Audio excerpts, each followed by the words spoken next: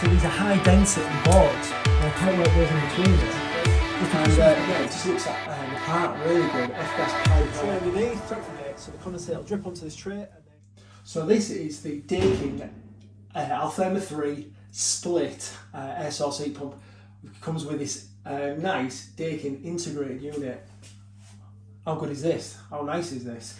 So the reasons why we chose this split system for this particular property was this integrated. Fits nicely into a utility room. They've made it the same size as a fridge. The above is going to be nicely boxed off, so it just looks all nicely part of it. The other reasons why we would choose a split system is because of the length of pipe from a monoblock water pipes to the cylinder upstairs, which was over 10 metres, so it would struggle with the defrost cycle come winter. So we've relocated the cylinder from upstairs to downstairs. Obviously the customer wouldn't want a normal cylinder in this utility room, and this fit perfectly in there as well. So really tough with the indoor unit. You've got all the controls on the front, like the MMI unit. Nicely integrated. Pipework is plug and play basically, and yeah, it just looks like the part really good. F-gas pipework straight from the outdoor unit internally, and then you've got heating and hot water above. Yeah, really impressed with it, and it looks absolutely fantastic. So this is why we would choose the split system in these scenarios. Is it going to look better in a utility room where a cylinder might not be a good fit? Is it over a certain distance away? So these can go up to the low capacity can go up to 30 metres away. We'd have to add refrigerant over 10 metres, and the high capacity can go up to 50 metres away.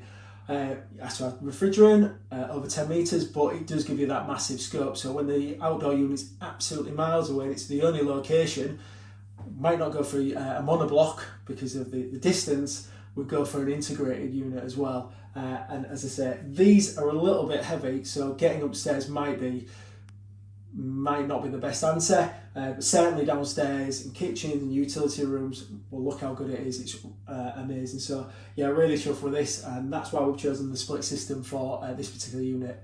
So now we'll take you outside and see what that's all about. Okay, so this is the outdoor unit.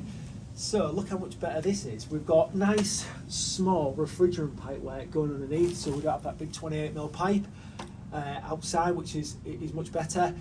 Along with that, it's not going to lose any heat like water pipes outside as well. No antifreeze valves, no flexes, a smaller unit outside, so a bit more aesthetically pleasing. So yeah, really happy with this outdoor unit. We've got a drip tray underneath, so the condensate will drip onto this tray and then out into a waste, as you can see. Yeah, I'm really impressed. Installation wise, time wise, it was probably a bit quicker for the lads to do the F-gas lines instead of, say, 28mm copper throughout. You've got 28mm copper, you've got lagging, you've got expensive trunking as well.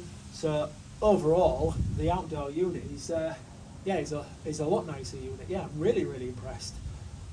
Love it.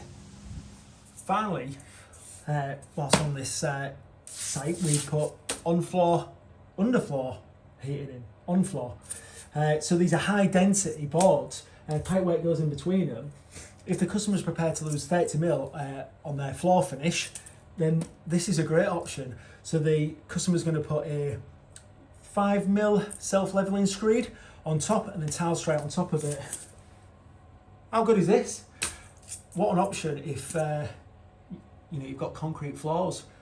Go for on-floor heating. So yeah, love this as well. See how it goes over the winter.